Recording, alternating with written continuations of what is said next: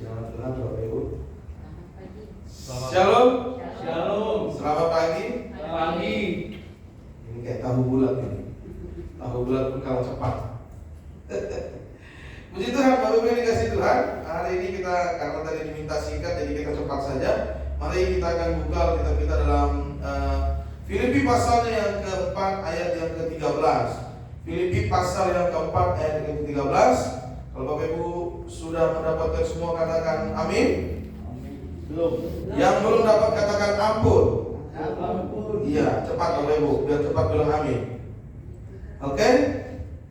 Saya akan bacakan untuk kita semua. Saudara-saudara menikmatinya dalam hadirat Tuhan. Ayat 13 dalam Filipi pasal 4 firman Tuhan, segala perkara dapat kutanggung di dalam Dia yang memberi kekuatan kepadaku. Sekali lagi, segala perkara dapat kutanggung di dalam Dia yang memberi kekuatan kepadaku. Bapak Ibu dikasih Tuhan, kita sama-sama tahu ya, saya nggak perlu cerita panjang lebar bahwa surat Filipi ini ditulis oleh Rasul Paulus menjelang hari kematiannya. Di detik-detik terakhir dalam pelayanannya dalam hidupnya, Rasul Paulus menuliskan surat Filipi kepada jemaat di Filipi, di mana pada saat itu Rasul Paulus berada di dalam penjara, dan kita tentu tahu bahwa yang namanya di dalam penjara itu terikat, Bapak Ibu, betul ya? Terikat, terkungkung, terjepit, terkurung, ya, tidak leluasa. Tapi ajaib Bapak Ibu, di dalam Filipi hanya 4 pasal. Kalau kita baca secara keseluruhan dari pasal 1 sampai pasal 4, maka ada satu tema khusus, satu tema penting yang Rasul Paulus mau sampaikan kepada kita, yaitu dibuktikan dengan pengucapan yang berulang-ulang diucapkan oleh Rasul Paulus. Berulang kali Bapak Ibu. Saya mencatat sedikit, ada 13 kali. Ya, ada 11 kali kata sukacita dicatat oleh Rasul Paulus dalam 4 pasal. Kita tahu bahwa menurut ilmu hermeneutika Bapak Ibu, bahwa kalau ada pengulangan kata dalam satu ayat, satu pasal, satu perikop maupun satu kitab, itu merupakan sebuah kata kunci atau tema penting bagi sebuah penyampaian firman Tuhan. Oleh sebab itu hari ini kita akan sama-sama lihat Rasul Paulus menulis surat ini dengan tema utama sukacita, padahal kita tahu dia sama-sama ada di dalam penjara. Ini kan sesuatu yang di luar nurul Bapak Ibu ya, di luar pemahaman kita. Bagaimana mungkin seseorang yang di dalam penjara, yang di dalam keterikatan, yang di dalam keterjepitan, yang di dalam keterdesakan, namun dia masih bisa berkata bersukacitalah. Sekali lagi katakan bersukacita, bersukacita dan bersukacitalah. Ini sesuatu yang tidak masuk akal. Tapi inilah firman Tuhan, inilah kebenaran. Kadang-kadang memang Bapak Ibu saya mau katakan bahwa fakta itu bukan kebenaran. Saya mau mengajak kita semua, Bapak Ibu semua yang ada di sini, rekan-rekan guru yang dikasih Tuhan, jangan percaya fakta. Fakta tidak menyelamatkan Anda. Fakta bukan kebenaran. Oleh sebab itu fakta tidak dapat dipercaya. Memang faktanya hidup kita hari-hari ini susah, betul? Susah, mau bikin gereja susah Bapak Ibu. Saya mau mendirikan gereja susah setengah mati. 7 tahun kami bergumul untuk mendapatkan tempat. Susah, di sana diusir, di sini diganggu, dan seterusnya. Susah. Itulah fakta. Tapi saya mau katakan bahwa fakta bukan kebenaran. Faktanya memang susah, tapi saya mau katakan kebenarannya adalah bahwa Tuhan menyertai kita. Amin. Itu kebenarannya Bapak Ibu. Jadi sekali lagi saya mau katakan jangan percaya fakta. Saya mau cerita sedikit Bapak Ibu. Saya tidak mau sampaikan tentang ini, tapi saya mau katakan tema kita hari ini adalah yang kuat yang bertahan hidup. Bapak Ibu pernah dengar istilah seleksi alam? Guru-guru lah kita pasti tahu lah ya. Seleksi alam pernah dengar Bapak Ibu ya? Kalau orang Medan bilang hukum rimba Pak. Hukum rimba atau seleksi alam itu artinya yang kuat yang bertahan hidup, yang kuat yang bertahan ya. Nah, ada sebuah cerita Bapak Ibu, di sebuah kerajaan ada seorang raja yang sedang berulang tahun. Dia berulang tahun. Nah, karena dia berulang tahun, raja ini sangat kaya, sangat besar kekuasaannya, maka dia membuat sebuah acara ulang tahun. Di tengah-tengah acara ulang tahunnya dia mengundang seluruh rakyat untuk datang. merayakan ulang tahunnya, dan di tengah acara ulang tahun itu dia membuat sayembara. Raja bilang, dan kebetulan di depan istana itu ada kolam buaya, Bapak Ibu. Kolam buaya isinya siapa? Buaya ya, bukan Pak Ayah. Buaya. Nah isinya buaya. Kemudian dia bilang ini, barang siapa yang mampu menyeberangi kolam ini dari tepi yang satu ke tepi yang lainnya, maka saya akan berikan apa saja yang dia minta, termasuk setengah dari isi kerajaanku. Bapak Ibu tahu, acara ini mulai jam 7 sampai jam 3 sore, gak ada yang berani menyeberang, gak ada yang berani berenang. Sampai suatu ketika di sekitar jam 4 sore begitu ya, sudah mau pulang, sudah mau selesai acara, ada seorang kakek yang lompat. Dia lompat dengan tiba-tiba dan dia berenang dengan sekuat tenaga, dengan sekerasnya. Dia dengan seluruh kemampuannya dia berenang sampai akhirnya dia berada di tepi yang satu. Bapak Ibu tahu, semua orang bertepuk tangan. Semua orang bertepuk tangan. Orang bilang, hebat, luar biasa kakek ini dengan pakaian yang copang cantik, dengan badan yang kurus, ya, lusuh. Tapi semua orang bertepuk tangan, salut dengan dia. Lalu sebagai kesepakatan raja bilang, apa yang kakek mau? Kalau Bapak Ibu yang jadi si kakek, kira-kira apa yang Bapak Ibu minta? Kekuasaan, kekayaan, setengah dari hak istana, kekuasaannya? No, si kakek gak minta apa-apa. Dia cuma minta satu. Kakek cuma bilang gini, saya gak minta apa-apa, raja. Saya cuma minta satu. Siapa yang dorong saya tadi? Dia cuma pengen tahu satu aja, Pak. Ternyata dia bukan berenang karena dia mau, tapi didorong. Iya, kalau orang Papua bilang disorong, ya, didorong. Tapi kenapa dia berhasil berenang? Bahkan poinnya adalah kenapa dia berhasil berenang? Karena dia pengen hidup.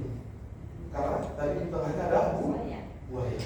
Dan demikian Bapak Ibu yang dikasih Tuhan, saya mau sampaikan kepada kita bahwa hanya yang kuatlah yang bisa bertahan hidup. Bapak Ibu, hanya yang kuat di dalam iman yang bisa mengakhiri hidup berkemenangan sampai Tuhan sudah tanggal hidup menyebut kita didapati dalam keadaan tidak bercacat dan bercelah. Itulah yang mampu menuju garis finish, betul?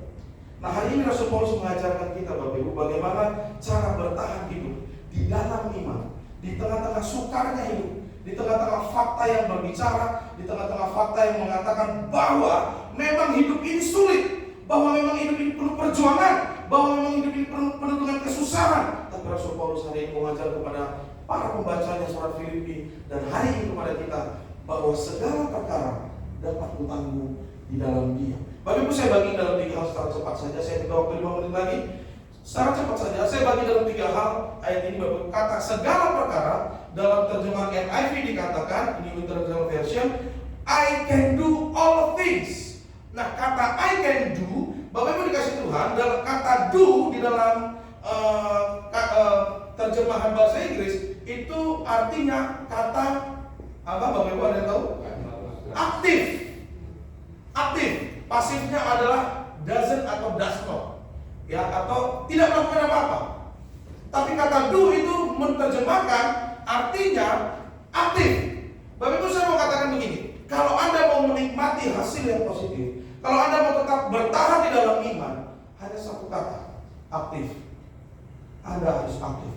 Kata segala perkara ini artinya aktif, bukan pasif. Bapak Ibu jangan bilang semua perkara dapat Yesus selesaikan, semua masalah kita dapat Yesus bereskan, segala sakit penyakit dapat Yesus sembuhkan. Betul Bapak Ibu, tapi ada yang nggak sanggup, betul? Anda nggak sanggup, dia memang sanggup.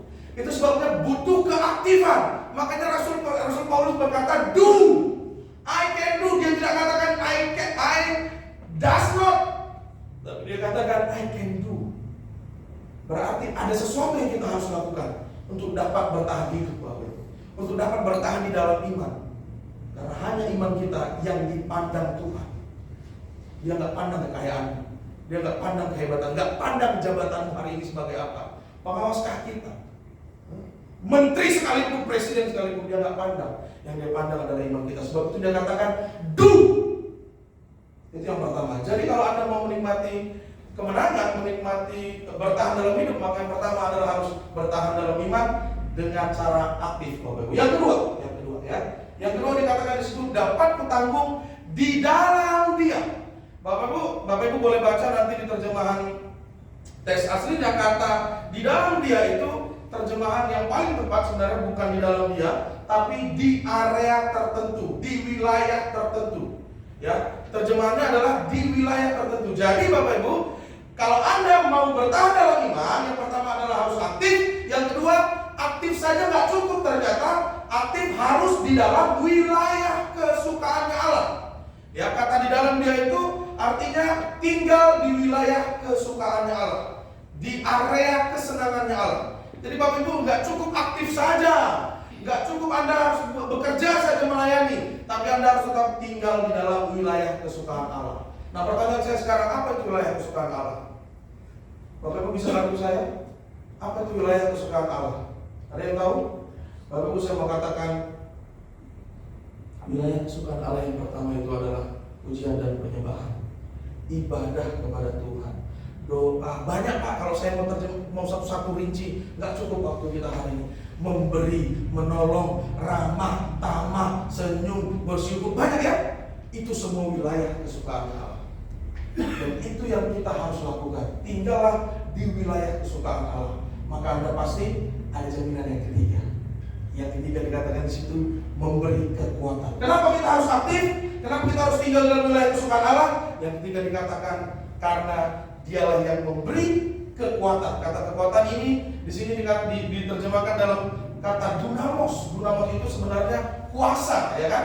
Bapak Ibu, kita sama-sama tahu ya bahwa kekuatan di sini artinya kuasa. Jadi saya mau bilang gini, simpelnya, singkatnya saya mau bilang gini Bapak Ibu. Kalau Anda mau bertahan dalam iman, Anda mau didapati Tuhan dalam keadaan tidak berkaca dan bercela, Anda mau bertahan dalam iman Anda pada saat Tuhan datang menjemput kita, yang pertama Anda harus aktif. Aktiflah bukan di luar wilayah kesukaan Allah, tapi aktiflah di wilayah kesukaan Allah. Bapak Ibu, di Medan ada sebuah, saya mundur sedikit, di Medan ada sebuah rumah makan. Rumah makan ini kalau Anda makan di situ dulu waktu saya masih saya SMA, dulu makan di situ bayarnya 10.000. Makan 10.000. Kalau di Surabaya ada namanya AJPS di daerah Surabaya Timur, itu kalau kita makan di situ makannya 10.000. Semua kita bisa makan, apapun yang tersedia di hidangan di situ semua kita bisa makan, Bapak Ibu. Syaratnya cuma satu, Bapak Ibu nggak boleh keluar dari ruangan itu. Kalau Bapak Ibu keluar, Bapak Ibu bayar lagi. Nah, masalahnya adalah di ruangan itu tidak ada toilet. Bapak Ibu tahu masakan orang Medan itu pedas-pedas. Jadi kalau kita makan sebanyaknya. Orang Medan kan kalau makan bunuh, ya nggak? Tahu makan bunuh Bapak Ibu? Makan sampai mati. Makan sakit perut. Nggak bisa keluar Bapak Ibu. Kalau keluar bayar lagi. Jadi mau tidak mau ketika sakit perut keluar lagi dia. Begitu keluar dia masuk bayar lagi 10.000. Jadi 10 kali Anda keluar masuk 100.000. Bapak Ibu bayangkan. Ya, syaratnya Bapak Ibu bisa makan semua. Syarat cuma satu, jangan keluar dari ruangan itu. Bapak Ibu dikasih Tuhan, Anda mau menikmati kasih Tuhan, amin. Anda mau menikmati kemenangan, amin.